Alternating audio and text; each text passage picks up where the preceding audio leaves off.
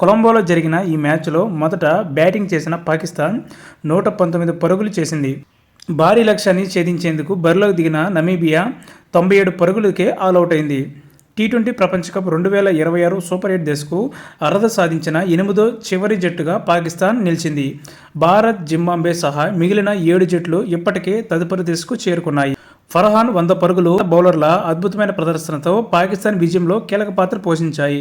మొదట బ్యాటింగ్ చేసిన పాకిస్తాన్ జట్టు ఫర్హాన్ 58 బంతుల్లో 100 పరుగులు చేశాడు.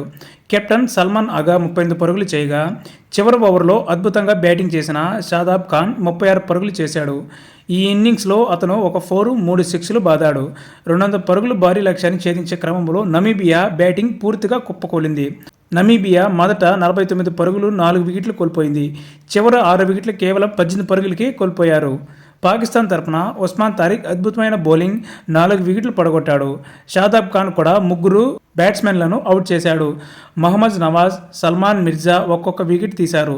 పాకిస్తాన్ కంటే ముందు Bharat, Sri Lanka, Zimbabwe, West Indies, England, New Zealand, దక్షిణాఫ్రికా సూపర్ 8లో తమ స్థానాలను ఖాయం చేసుకున్నాయి. మరోసారి పాకిస్తాన్, భారత్ తలపడతాయా లేదా అని ఫ్యాన్స్ ఎదురు చూస్తున్నారు.